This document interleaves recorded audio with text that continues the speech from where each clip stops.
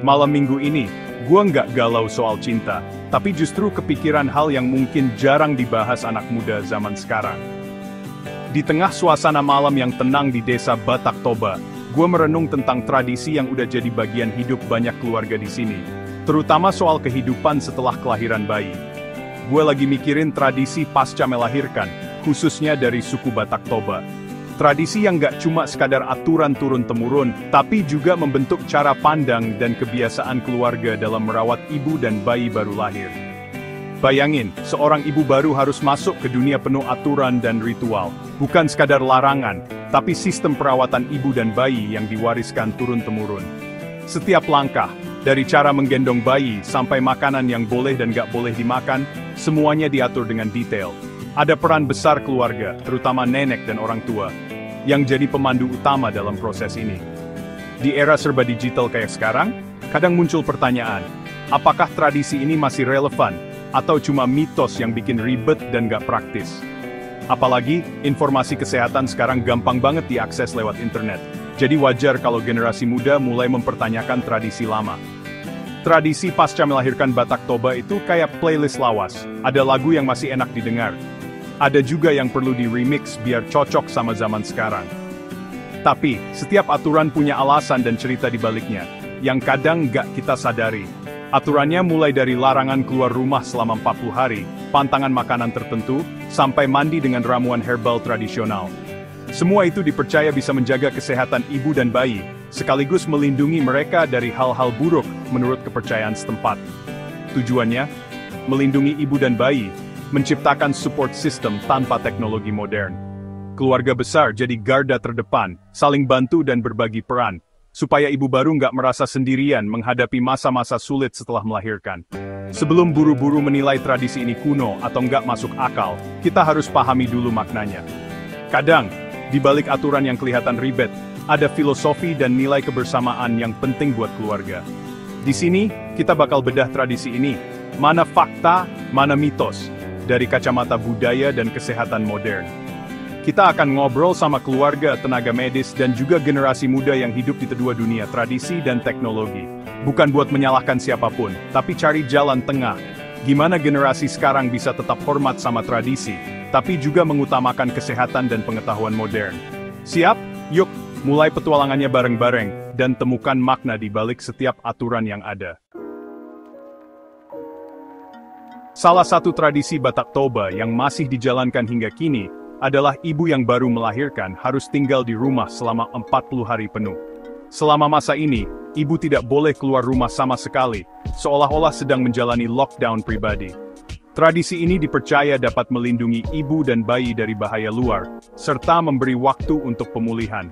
Dari sisi medis, aturan ini sebenarnya sejalan dengan masa nifas, yaitu periode penting untuk pemulihan tubuh ibu setelah melahirkan.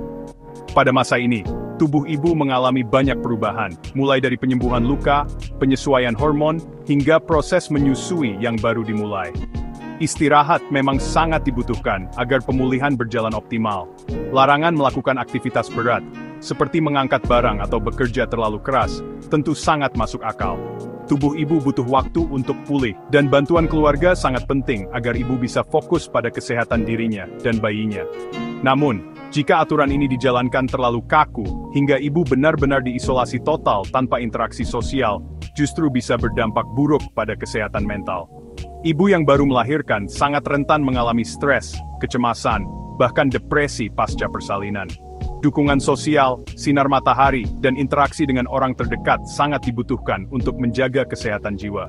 Bukan hanya soal diam di kamar seharian, tapi bagaimana ibu tetap merasa didukung, dihargai, dan tidak kesepian selama masa pemulihan ini.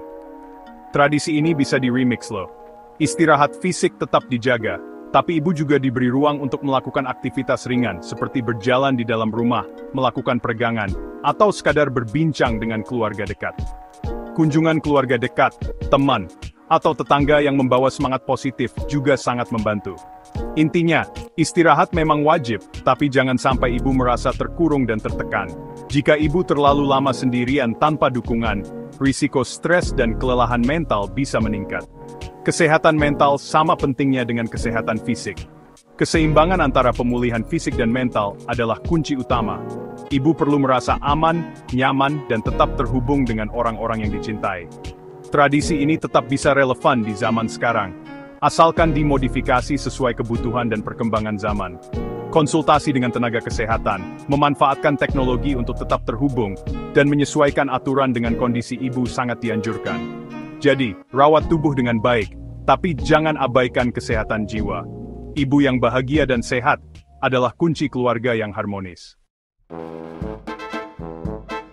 Setelah masa karantina, masa-masa pemulihan ibu dan bayi pun dimulai.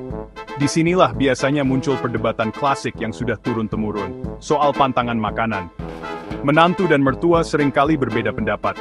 Mertua biasanya memegang teguh tradisi, sementara menantu ingin mengikuti saran dokter atau ahli gizi. Banyak makanan dingin atau asam seperti timun, nanas, dan semangka dilarang, katanya supaya ASI tetap lancar dan bayi tidak rewel. Bahkan, ada juga yang melarang makanan pedas atau berminyak.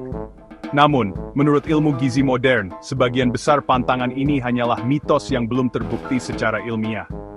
Faktanya, kebutuhan nutrisi ibu menyusui justru meningkat. ASI tetap berkualitas selama ibu makan cukup, beragam dan seimbang. Bukan soal menghindari timun atau semangka, tapi memastikan asupan gizi terpenuhi. Jika pantangan dilakukan berlebihan, justru bisa membuat ibu kekurangan nutrisi penting. Padahal, tubuh ibu butuh energi ekstra untuk menyusui dan memulihkan diri. Yang utama adalah variasi makanan, cukup kalori, protein, serta asupan vitamin dan mineral dari sayur dan buah.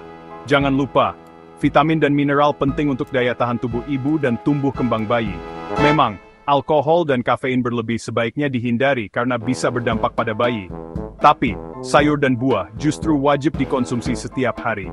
Solusinya? Amati reaksi bayi terhadap makanan yang dikonsumsi ibu, lalu komunikasikan dengan keluarga agar tidak terjadi salah paham. Fokuslah pada gizi seimbang dan kebutuhan ibu, bukan sekadar mengikuti tradisi tanpa dasar ilmiah. Tradisi memang penting untuk dijaga, tapi jangan sampai kesehatan ibu dan bayi dikorbankan.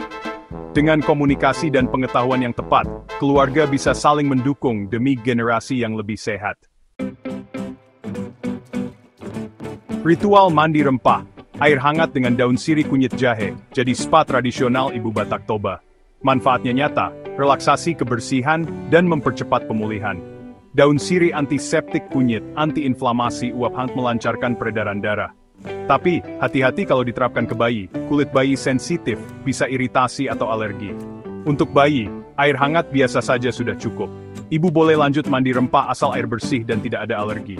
Perhatikan luka jahitan, konsultasi ke dokter sebelum mulai. Dengan penyesuaian, tradisi ini tetap bisa jadi momen me time yang bermanfaat. Tradisi Batak Toba punya kekuatan keluarga besar jadi sistem pendukung utama ibu baru. Rumah ramai, pekerjaan rumah dihandle kerabat, ibu fokus pulih dan menyusui. Dukungan sosial ini terbukti melindungi dari depresi pasca melahirkan. Ompong jadi sumber ilmu dan rasa aman, transfer pengalaman antar generasi. Memang, kadang beda pendapat muncul antara generasi tua dan muda. Kuncinya, komunikasi terbuka, saling dengar, dan update info medis tanpa menggurui. Tujuan semua sama, kesehatan dan kebahagiaan ibu bayi. Sistem dukungan keluarga ini harta karun yang harus dijaga. Tradisi ini sejalan dengan sains, dan layak dipertahankan. Di era modern, support system seperti ini justru makin penting. Jauh sebelum kampanye ASI eksklusif, Batak Toba sudah mengutamakan ASI sebagai makanan utama bayi. Tradisi ini sejalan dengan rekomendasi WHO, ASI eksklusif 6 bulan, tanpa tambahan apapun. Nenek moyang tahu ASI penuh nutrisi dan antibodi, fondasi kesehatan generasi penerus. Ada juga resep tradisional untuk memperbanyak ASI, seperti daun tor bangun dan katuk, ternyata terbukti ilmiah. Tapi kunci produksi ASI tetap nutrisi seimbang, cukup cairan, istirahat, dan sering menyusui. Daun tor bangun bisa jadi suplemen alami, bukan satu-satunya solusi. Tradisi ini bukti kearifan lokal bisa sejalan dengan sains, warisan budaya yang layak diteruskan. Ada tradisi memberi makanan tambahan seperti pisang atau madu ke bayi sebelum 6 bulan. Niatnya baik, tapi sangat berbahaya. Sistem pencernaan bayi belum siap, risiko alergi dan infeksi meningkat. Madu bisa sebabkan botulisme, penyakit serius pada bayi. Semua organisasi kesehatan melarang makanan tambahan sebelum 6 bulan, terutama madu. Edukasi keluarga penting, ASI sudah cukup. Bayi menangis belum tentu lapar. Cari penyebab lain. Jangan ambil jalan pintas yang berisiko. Tradisi harus disesuaikan dengan pengetahuan medis. Keselamatan bayi tetap prioritas utama. Tradisi Batak Toba juga punya sisi spiritual. Ritual kecil untuk melindungi bayi dan menenangkan hati ibu. Benda-benda seperti gunting kecil atau doa-doa jadi mekanisme coping, memberi rasa aman. Ketenangan ibu penting untuk proses menyusui dan perawatan bayi. Puncaknya, upacara pemberian nama, bukan sekadar seremoni, tapi momen anak diterima di komunitas. Nama adalah doa, identitas, dan penguat rasa memiliki. Ritual ini memperkuat jaring sosial dan fondasi emosional keluarga. Dari sisi psikologi, upacara seperti ini membantu keluarga memproses perubahan besar. Tradisi spiritual ini punya dampak nyata bagi kesejahteraan ibu dan anak. Setelah menelusuri tradisi Batak Toba, jelas tidak ada yang mutlak hitam atau putih. Tradisi dan sains bisa berjalan beriringan, saling melengkapi. Edukasi empatik adalah kunci, tenaga kesehatan harus jadi mitra, bukan penggurui. Pertahankan tradisi yang bermanfaat, modifikasi yang berisiko.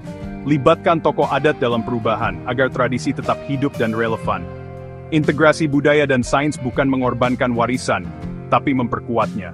Tujuan akhirnya generasi sehat, kuat, dan bahagia, dengan akar budaya yang kokoh.